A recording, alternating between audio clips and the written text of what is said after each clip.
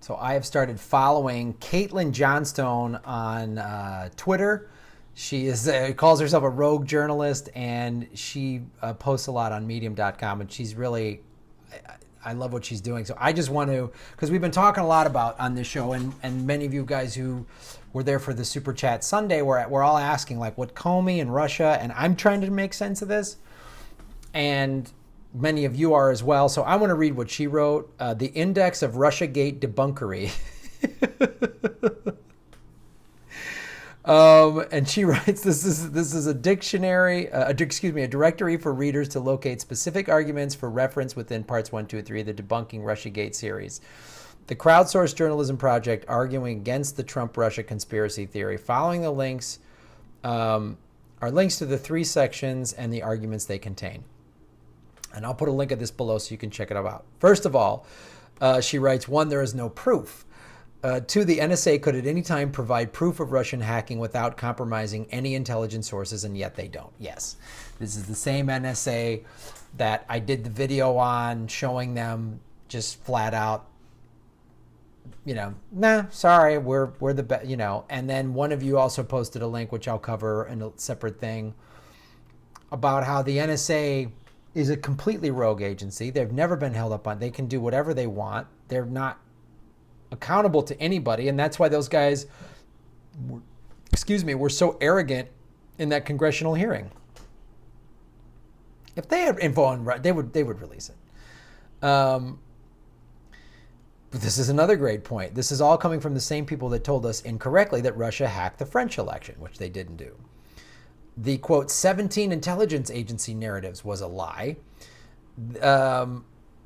The CrowdStrike report on alleged DNC hack is extremely suspect.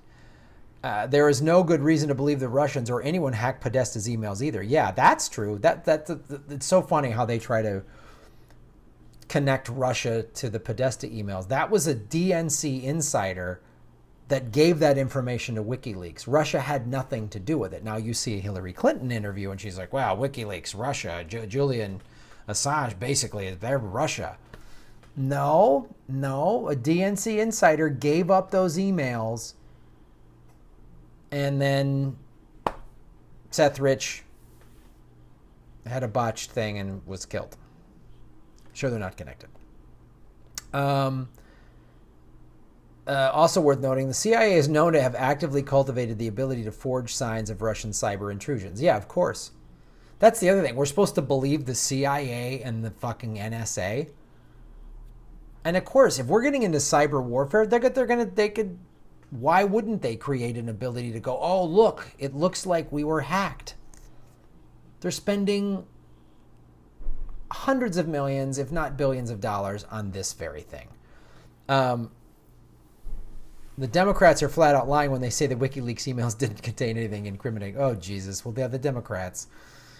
They so need this. They so need this to be Russia hacked them and created the Podesta emails. They so need that because the truth is, if you just read those emails, the Democratic Party is completely fucking corrupt. There's one email from people who are like, who the hell let Hillary take her email servers home? That person should be drawn and quartered. I mean, just on down the line. It's preposterous. So it's so funny, and that's why you've got people like Donna Brazil would rather tweet what Russia interfered with their election is an act of war rather than say, oh yeah, a DNC insider leaked these emails showing how corrupt I am personally for giving Hillary questions to a debate ahead of time.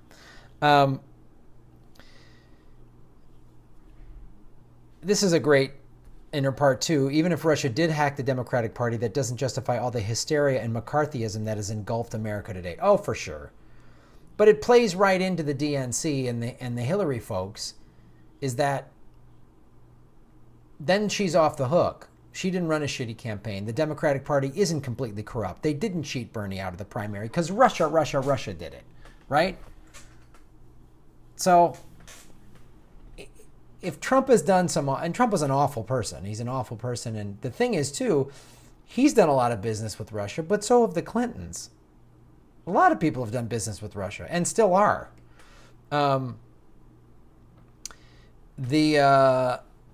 the Clinton camp was building the Russia narrative long before it was sold to the public and long before allegations of Trump-Russia election collusion surfaced. Of course, this is part of their long game. Hillary Clinton was pushing for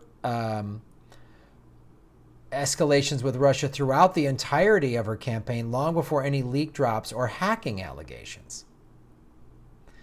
And Trump very wisely, in that one of the last debates, I believe, got her to say, "Oh, I'll accept the election results."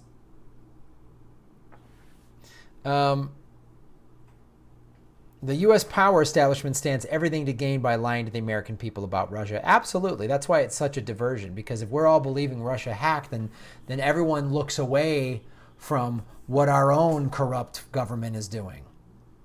Then it's okay that we bomb Syria, even though we're killing civilian there, and that's for an oil pipeline. All of this is okay, where we won't question the CIA or the NSA that are just rogue intelligence agencies that can do whatever they want. JFK said, "I'd like to splinter the CIA up into 1,000 pieces." Oh, weird that he was killed. The U.S. power establishment is lying about Syria. They're lying about the threat Putin poses. Yeah, for sure.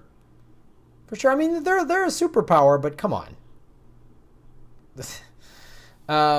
The third part, the U.S. establishment has an extensive history of using lies, propaganda, and false flags to manufacture support for immoral acts of military aggression. That's all we're doing, and building up the Cold War again, because that makes money.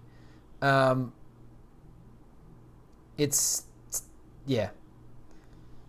Hillary has plenty of Russia ties herself. The video of Russiagators demonstrating with their own words that their shtick arises not from facts or logic, but from cultish faith-based belief system. And then she has a whole video there. It's amazing. I would suggest starting to follow Caitlin Johnstone. She's doing awesome stuff, and read her stuff on medium.com. And there's a bunch of great links here for you to see more video of what she's talking about and more links. Really helps answer it, because we've all been asking the question, and she's doing real solid research, and she is the type of rogue journalism you should support.